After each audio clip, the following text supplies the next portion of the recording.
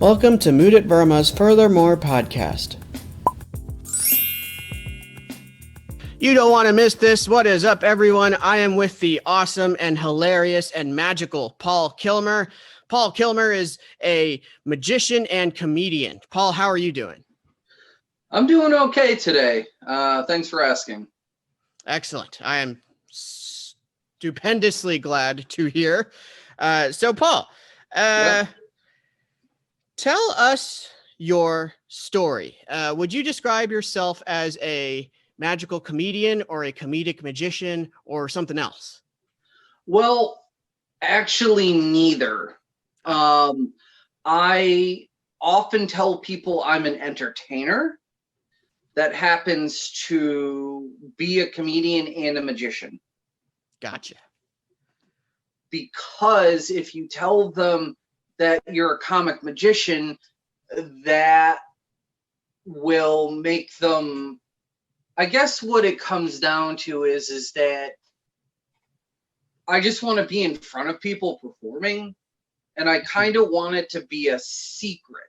So if I tell the host, it's like, oh, just tell them I'm a performance artist, because I don't consider myself to be one thing. I consider myself to be a variety entertainer that happens to be a comedian, a magician, an improv artist, all these different things that I kind of welded together into a human centipede kind of weird performance style. Excellent. I agree. For those of you watching, I've met Paul online through Zoom comedy shows, and Paul has been super innovative with incorporating everything he just described into his act. So, Paul, tell us about the onset of the lockdown. About 8 months ago or so. What was your lifestyle then in terms of your gigs and shows, and then talk about transitioning into this online stuff that we're doing? Well, that's a fantastic question, Mudit, and I think this has relevance to a lot of people. I was doing open mics maybe once or twice a week. I was working my normal 9 to 5. I had a small online presence, but now I have a large online presence because everybody's living on the internet. I felt like, because I don't drive, I had to really pick which open mics that I wanted to do. Mm-hmm. And I'm also a professional children's entertainer, so it was important for me to have two separate brands. You know how it is. It's like you're a comedian and you invite your friends or a loved one, and I say that because the spears grow. And what is a loved one? It's someone that loves you, but really not really. But it's like the first time your mom or your dad come to see you perform, and they're like, "Oh man, we sent this guy to college. What is this?" Yeah. So basically, it's me taking everything that I was working on and then translating it into this little cube. See, the problem with magic is I often use misdirection. Well, you can't misdirect a camera. Right. Huh. Often I go in there and I create I have the ability to create I can get everybody to look one way, but no, someone's gonna see. I often equate Zoom magic. Little kids are brutal. Like I said, I do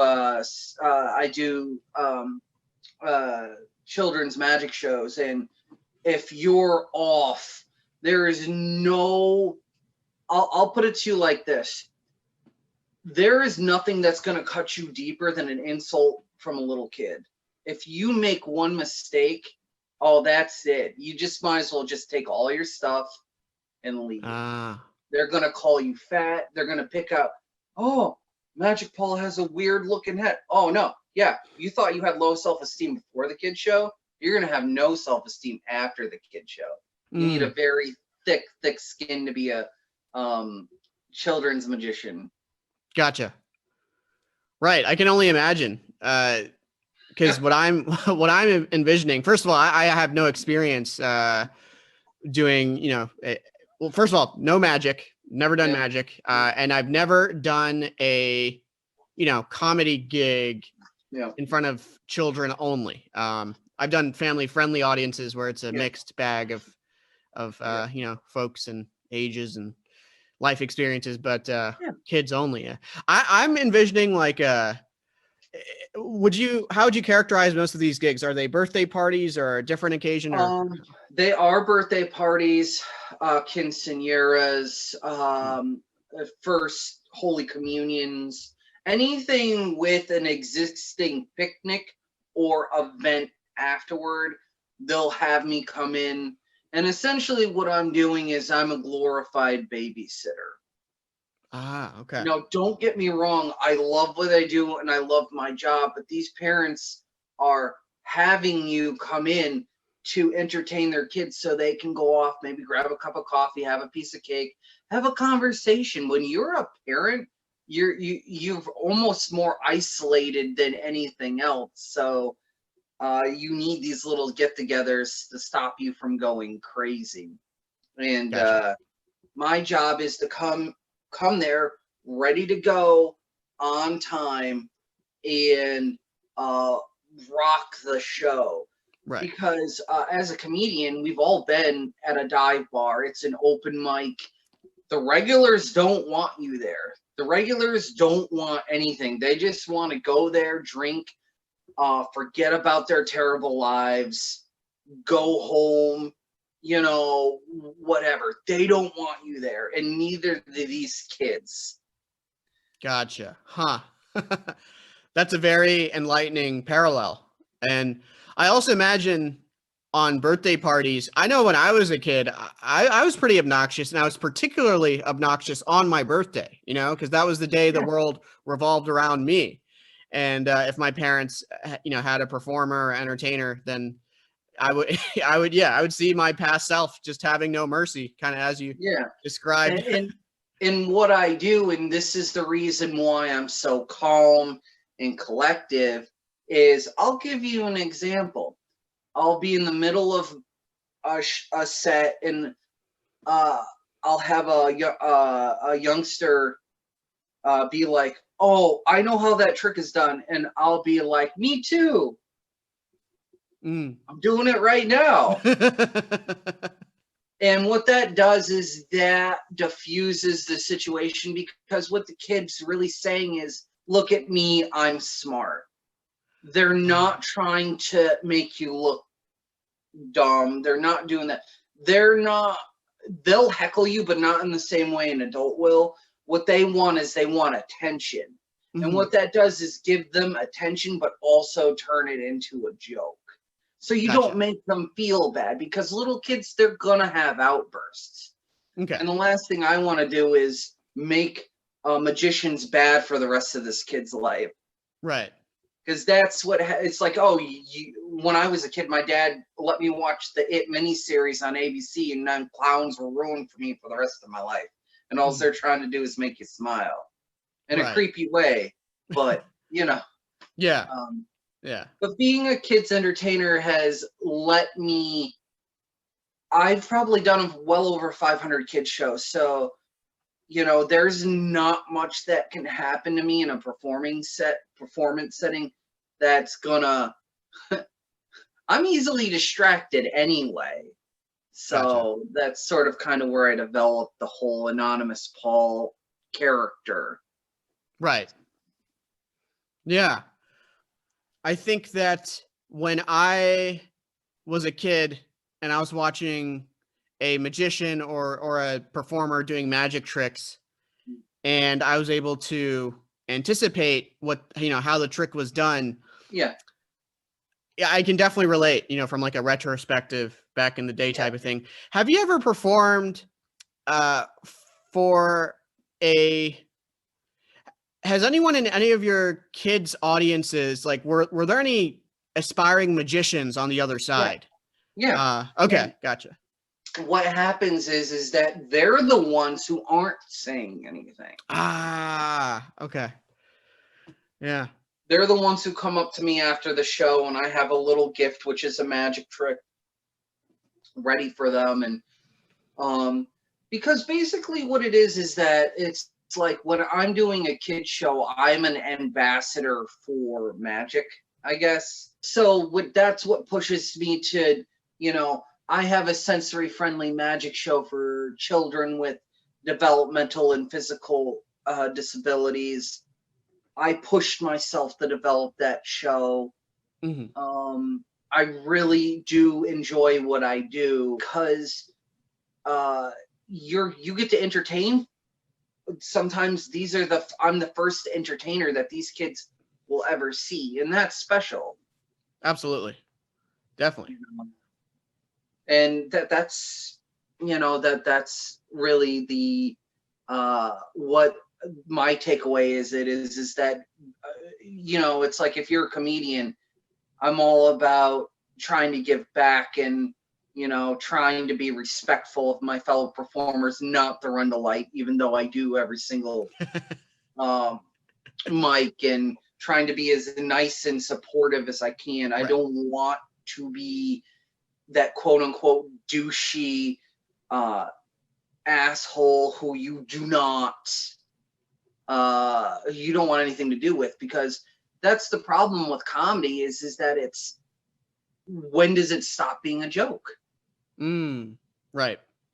And that's the problem I think we're having right now is that we're all in lockdown and we're all doing things virtually, and we're all like it's like you're like when you're doing an open mic, you can go outside and have a cigarette and get away. When you're doing a Zoom mic, you shut off your thing. It's just like now you're dealing with comics from all over the country of all different ages, and people are going to say things because it's like when we're on Displaced Comedians, give a shout out to Nico, and I think he's doing a really good job. Yeah. Is you'll have a comedian who's like in their 50s, and then you'll have a comedian who's like 19. Yeah. And the life experience is in some people don't care, and that's a sad part. It doesn't excuse the behavior. I'm not saying that. I'm just saying it's just like the guy's like in his 60s. You can't hurt him. You know what I mean? Right. Gotcha. Yeah. Yeah, I hear you.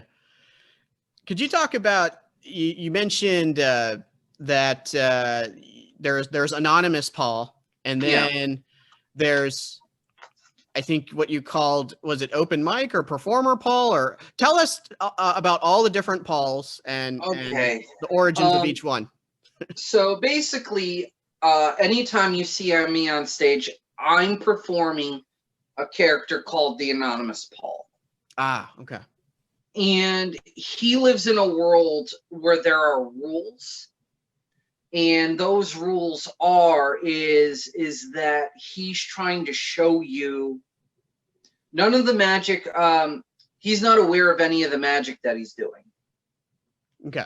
So he assumes that you'll be able to do the magic, and you can't.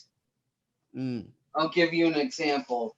If I was to, this is a perfect example of Magical Paul is, it's like, I do this bit, and I just pulled the flame off of a lighter, which burned.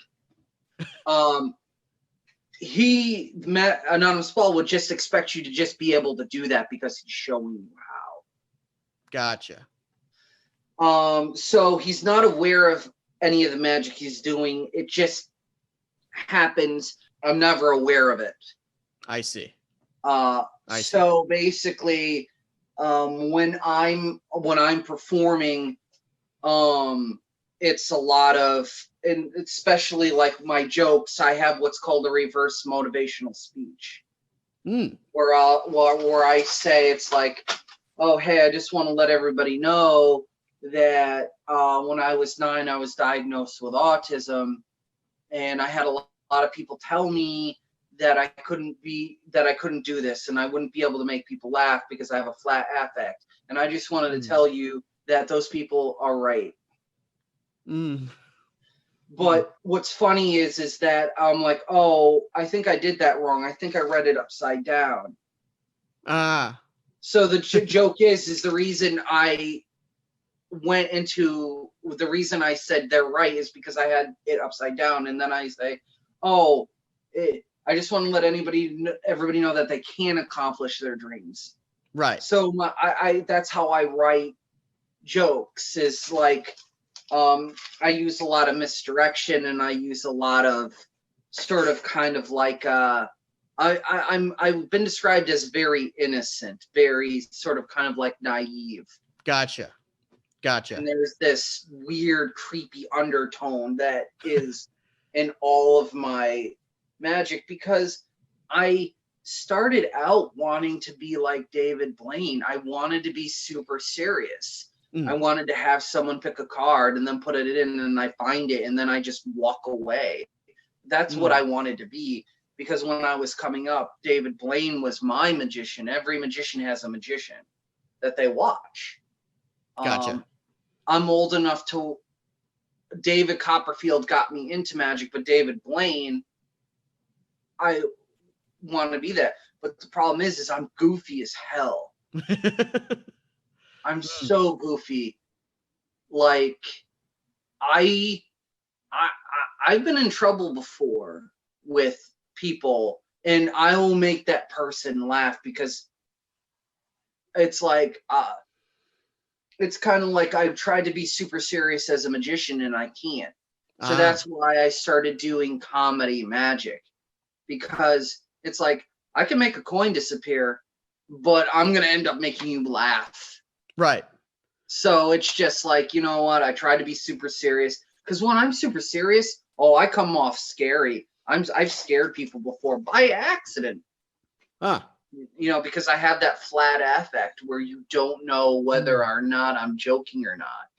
Right. And that's sort of like not having the ability to pick up on the cues. Reading a room is almost impossible for me to do. Either they're either laughing or they're not. So I have to spend a long time reading a room for me to even get and I'm just listening to what the other comic's saying and seeing if the audience is popping or not.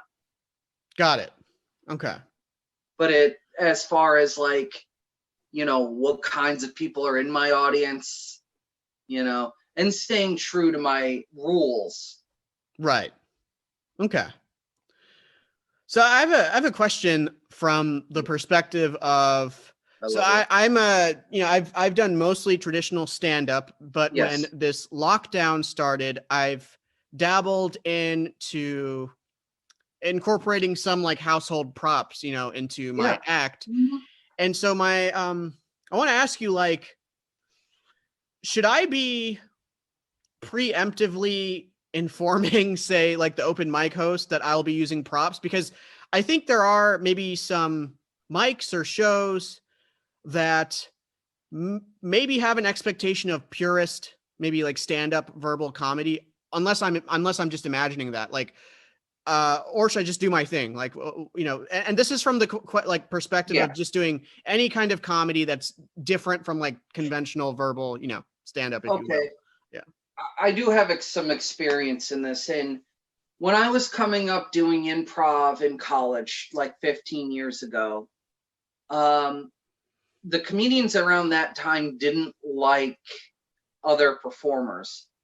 If you ever watch a documentary on Carrot Top and Jeff Dunham, comedians don't like performing with variety artists, because comedians feel like you should be funny without a prop, because so the prop's funny and you're not.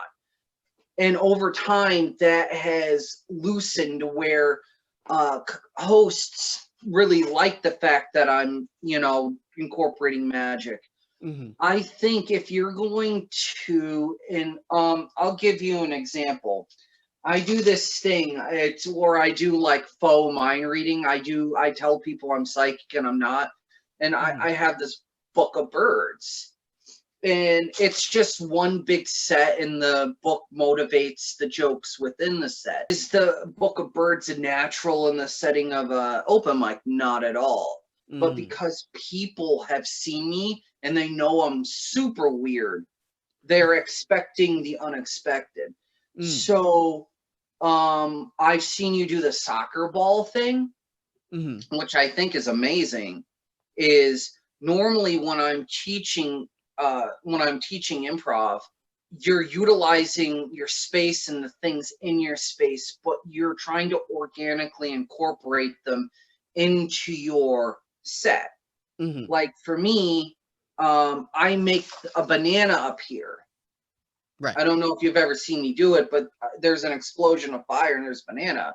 And Mm-hmm. I justify the banana and saying it's like, oh, I used to do this with a dove, but they don't like being set on fire.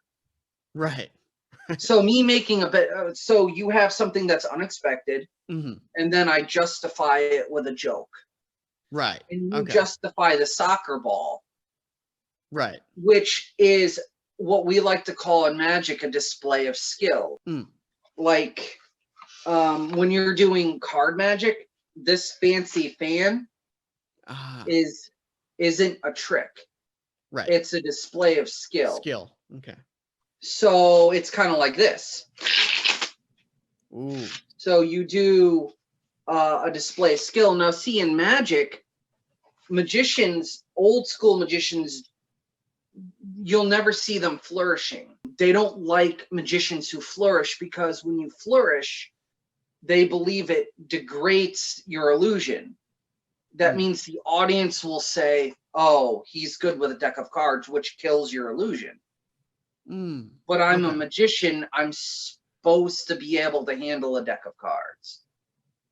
Gotcha. So I do all those things. But when I'm the anonymous Paul, you'll often see me fumble or drop the whole deck because if you really think about it, we're portraying it's like, oh, you're mooted and these are all the jokes that you do, and boom, now you're kicking a soccer ball around. Mm-hmm. And you justify that in your set. Mm. So it makes sense. Gotcha. Yeah. I make a banana appear out of a fireball. Mm-hmm. And I basically just say, hey, if I did this with a dove, I would have to set it on fire. So Right. it's all about doing what you're comfortable with.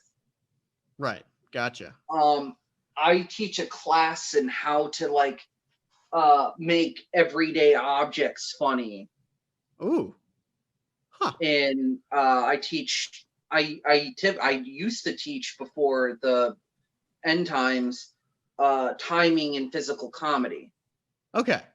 Very cool. So it's kind of like I'm always looking at an object. How can I make this funny? Right. Or like taking an object and making it magical. Like it's like, oh, that's a coffee mug. And I'm like, oh, is it? It could be other things. It could be a time machine. It could be anything. You just have to justify it. Gotcha. Huh. But like I said, but you should never, if you're going to try something, you should have to be completely confident in doing it. Right. So, your soccer ball thing, I can't do that. I can't juggle a soccer ball. And a lot of people can't. And I think that's why people are like, oh, that's so cool. Right. Because you go into it with complete confidence. Like when I set my hand on fire, I have to be completely confident or I'm going to burn the crap out of my hand. Yeah. Like when I do the stunt with the lighter. Right. Because no one sees. And I often say this. For every joke that you write that kills, there are 40 jokes that you're like, oh man, this is And a lot of guys just crumple up the piece of paper and move on. But a lot of people can take those so-so jokes and make them, killers. Right. Definitely. So when I teach people physical comedy, I tell them it has to make sense. Like all the old guys, all the silent film guys like Harold Lloyd and Three Stooges. Physical comedy, when you watch the Three Stooges, each person in the group, Larry will set the joke up. Curly's the punchline. And Mo will set the joke up and Curly's the punchline, and Larry's the avatar. He's the every guy that he's reacting to their insanity. Right.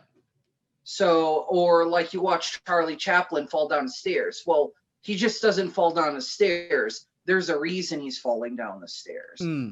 It's funny because we've all been there, and we've all, like, I've fallen down a flight of stairs. We can relate universally with certain themes. Right. I often tell everybody, go online. There's a Three Stooges where they're trying to fix up a house because it's during the Great Depression and everybody's starving. And they're just, they have no experience in fixing a house, but they're three dudes. And in their mind, they can do whatever they want, and they're destroying the house and they're brutally hurting one another. Right. And why is that funny? Because we've all been there. We've all tried to, how many of us are trying to change a light bulb and we rip the bulb out from the screw? Right. Yeah. Or how many of us have gotten angry, depressed, and put a hole in a piece of sheetrock and being like, oh, I have a security deposit on this and had to fix the sheetrock. Right. That last one was more of a joke than anything else. So I try to teach, like Charlie Chaplin falls down the stairs because he's not paying attention. How many of us don't pay attention? How many of us have been in a Zoom meeting and fallen asleep, or at a real meeting in real life, and you're just going over the quarterly financials, and you're like, oh man, this could have been told, this could have been put in an email, and I'm very smart, and I have a degree from a degree granting institution. Right. And I could be on my boat right now, Yeah. I'm just assuming you have a boat, So we all take liberties when we perform. I just like to, and it's also the timing. Yeah.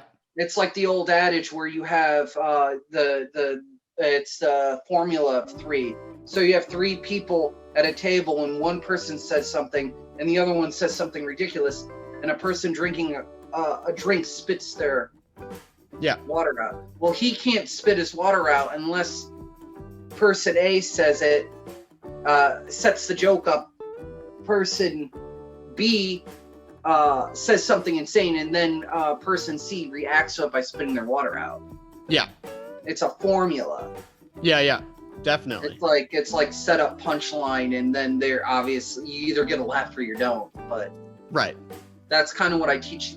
We teach these kids, which are in high school, and whoever decides to take my class at the local YMCA. Gotcha. Okay. Very cool. Very cool. Well, awesome, Paul. I've your social media handles on my whiteboard, both the Twitter and Instagram, and yes, I will be including all of Paul Kilmer's information, social media information, that is, and whatever else Paul would like to plug in the YouTube caption. Any last words of wisdom or anything else you'd like to mention? The one thing I'm kind of always preaching to people is that if you want to do something, go out and give it a try. Try to do it as young as you can, because then when you're like 35, you'll grow a ponytail and wrap your car around a tree because you're having a midlife crisis. If you want to get into stand-up comedy, I would suggest doing it. Go out there and chase your dreams, or they're going to come back to you. You're going to be haunted by things that you didn't do when you're younger. That's why I'm starting stand-up now. Okay. And,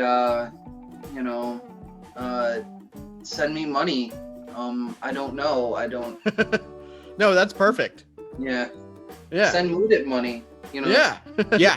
And I'm really thankful to have been connected to you, to be connected to you, Paul. Thank you so much for doing what you do and motivating others.